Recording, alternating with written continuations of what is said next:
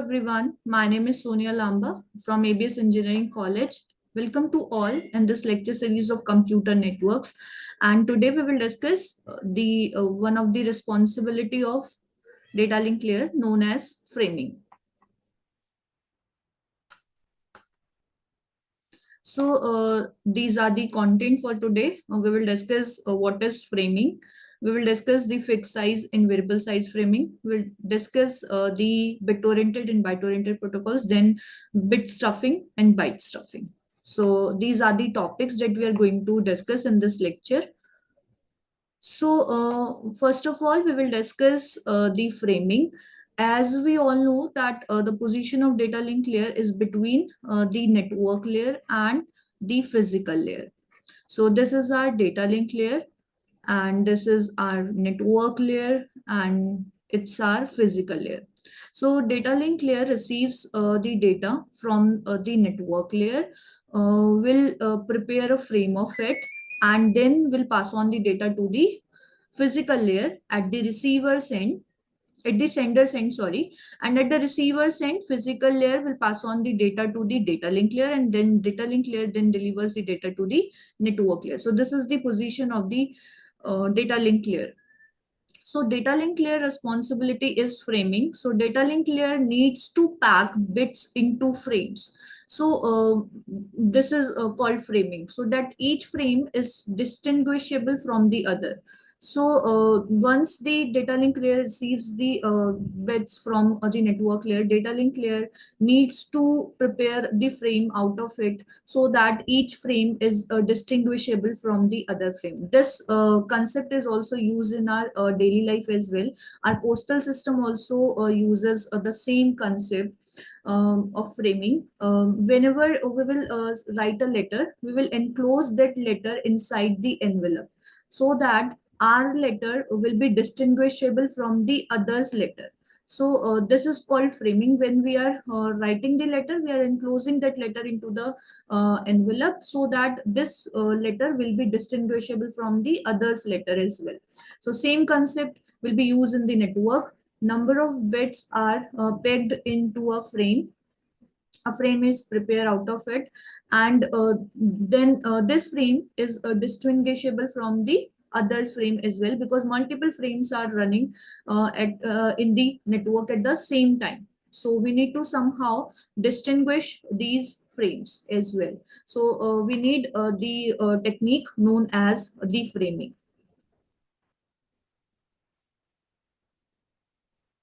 So now frame can be of fixed size as well as variable size. Now if the size of the frame is fixed, now we need not to define the boundaries of the frame, because the size is fixed. We can identify that these number of bits are of the first frame, this number of bits are of the second frame, these are of this third frame, and so on. But if the size of the frame is variable, we need to somehow define to the receiver that this is the first frame, and this the next bits that are coming are of the second frame, and the rest that are coming are of the third frame. So because the size is variable of the frame, so we need to define the boundaries of the frame. We need a delimiter that defines the beginning or the ending of the frame. So in fixed size framing, frames can be of fixed size. So in fixed size framing, there is no need for defining the boundaries of the frame. Size itself can be used as a delimiter, because with the help of size we can identify these are the bits that are of the first frame. Next, this number of bits, this amount of bits are of the second frame, and so on. Fixed size framing is used by the network ATM. ATM stands for asynchronous transfer mode wide area network, and in this network, frames are of fixed size. But as we know that frames can be of variable size as well. So if the size of the frame is variable, so we need to define the end of the and the beginning of the next frame. So for this we have the two approaches. One is called the character oriented approach, and another one is known as the bit oriented approach. Because the size of the frame is variable, we need a delimiter at the end as well as at the beginning of the frame to define the frame. Okay, so these are the two approaches that will be used to define the beginning as well as of the ending of the frame.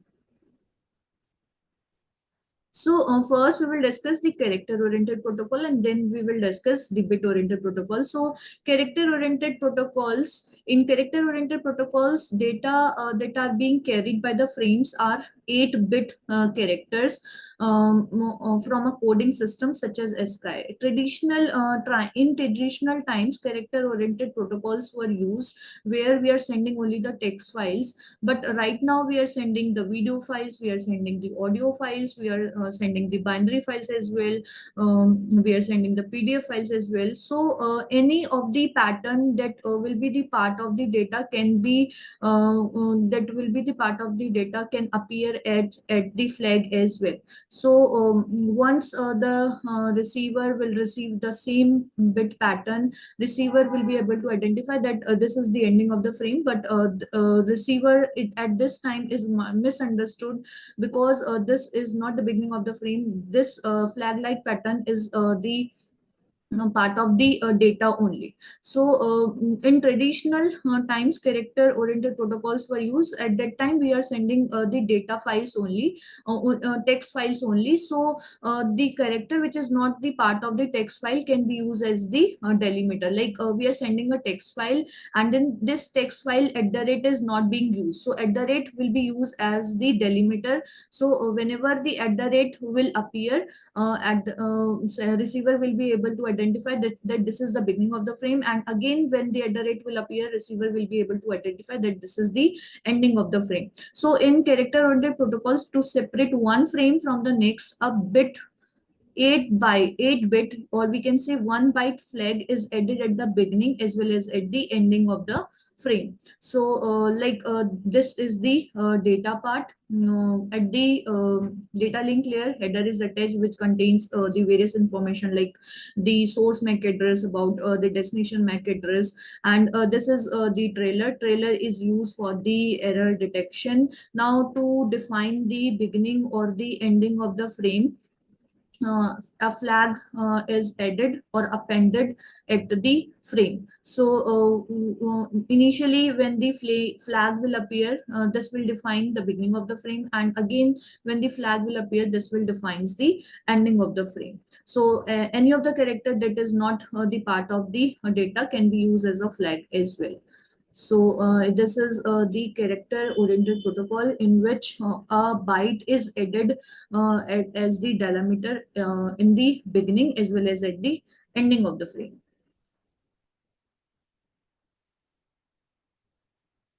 So now we will discuss the byte stuffing and unstuffing. So in byte stuffing, we are adding one extra byte whenever there is a flag like character appears in the data part.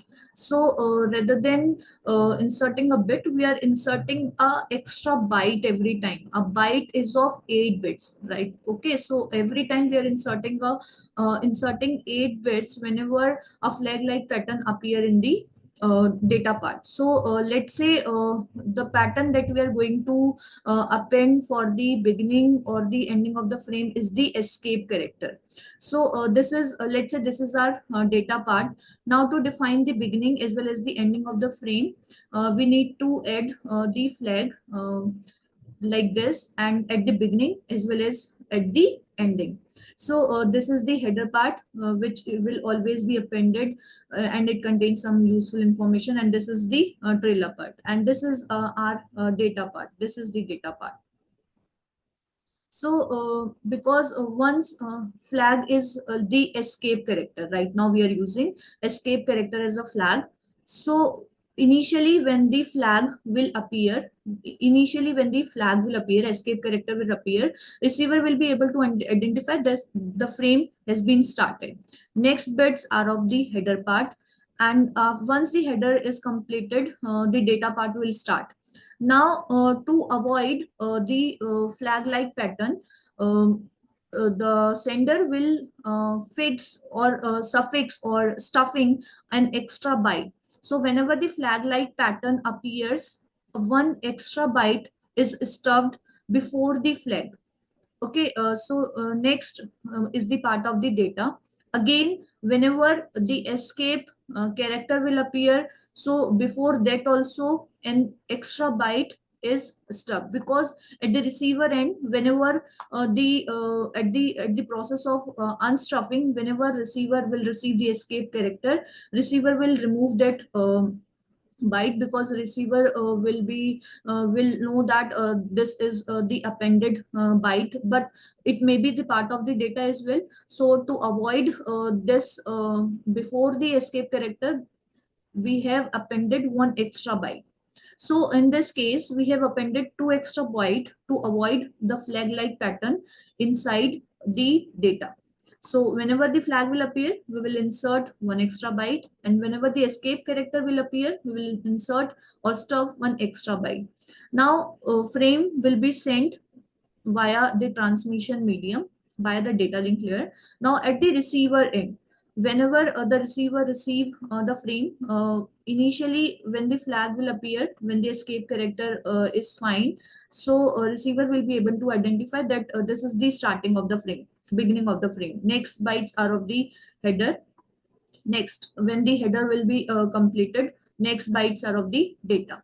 So header will start, receiver will start reading the data. Once the escape character is read by the header, receiver will immediately unstuff that byte, and will know that the next bit, that is the flag like pattern, will be the part of the data. This is not the ending of the frame. If we will not insert this escape character, so what will happen, whenever the receiver receives the flag like pattern, receiver will be able to know that this is the ending of the frame, and will assume that the bits that are coming next will be the part of the next frame. But right now here, the receiver is misunderstood, because this flag like pattern is the part, is the part of the data. So that's why we are stuffing one extra byte before the flag like pattern.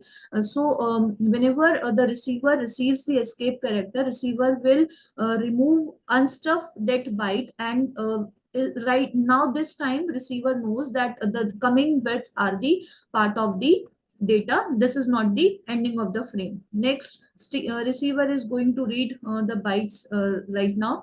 Again, whenever the escape character will find by the receiver, receiver will immediately unstep that byte, and will be able to identify now the next byte that are coming are the part of the data only. So like this, receiver will read the data. Once the receiver will receive the trailer, with the help of the trailer, receiver will be able to correct the error.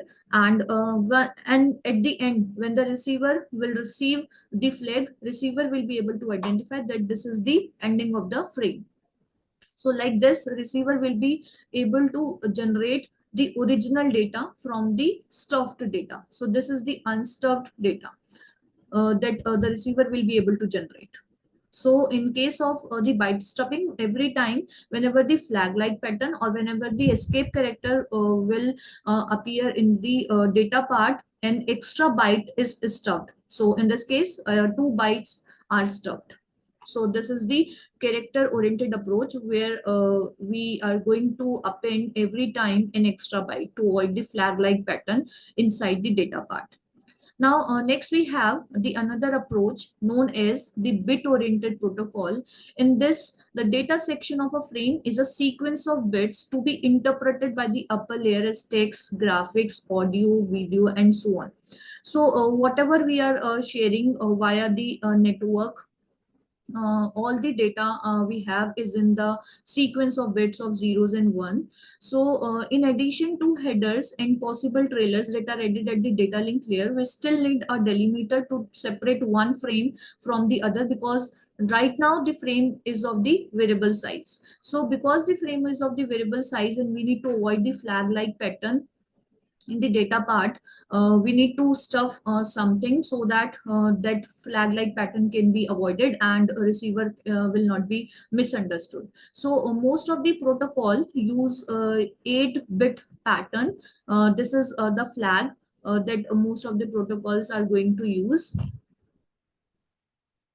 0, 6 times 1 and 0. This is the flag like pattern that will be appended at the end, and at the beginning of the frame to intimate the receiver about the beginning as well as of the ending of the frame. So this flag like pattern defines the beginning as well as the ending of the frame. So in bit oriented protocol, rather than stuffing a byte, we will stuff only a single bit, so that we can able to reduce the size of the frame, because every time when we will stuff an extra byte, we are increasing the size of the frame as well. So in bit oriented protocol, this is the flag like pattern that will be used by most of the protocols, and every time we will stuff a bit only. So this is the header diagram, frame diagram, we can say.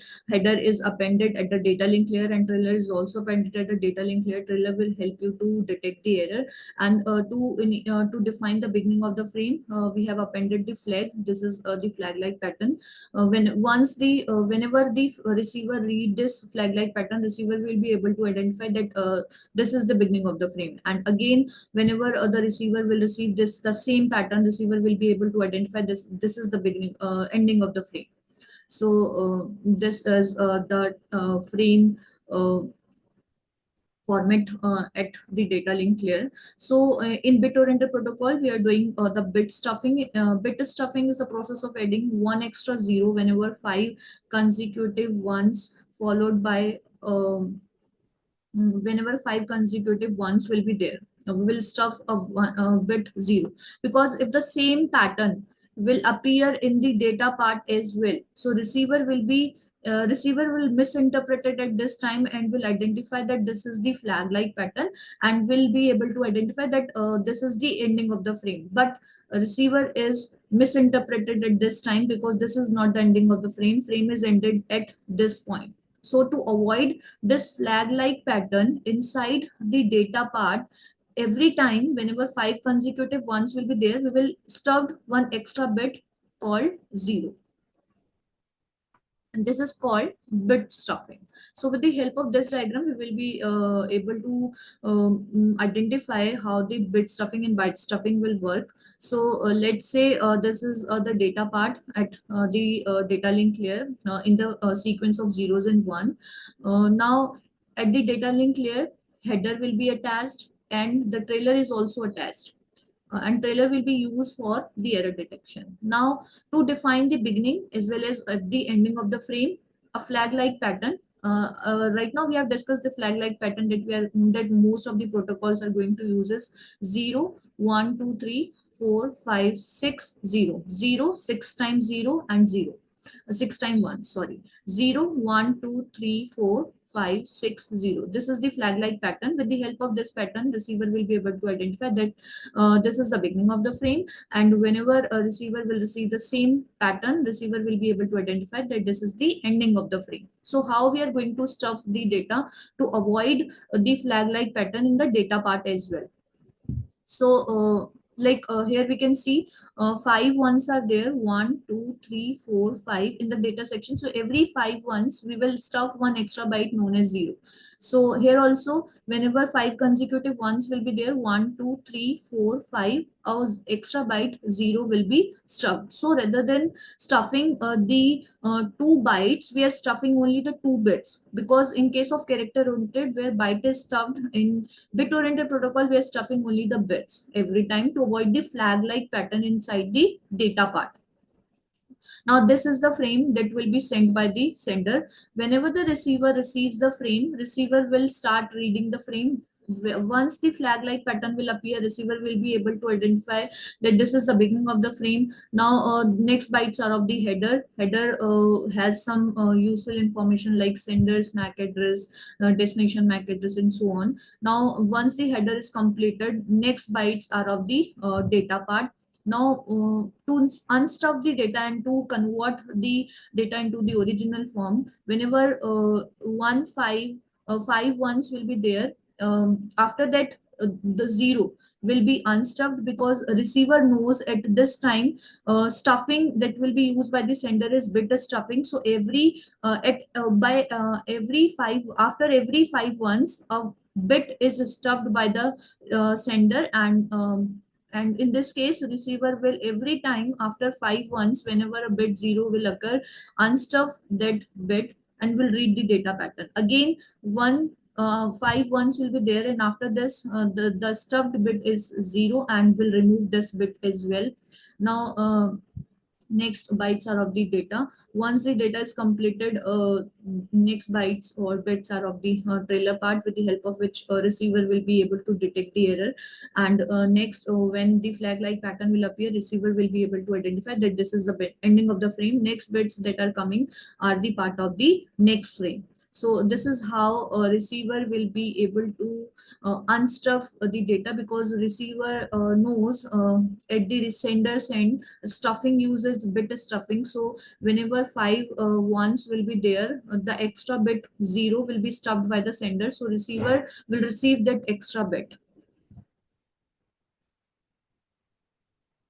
So these are the references.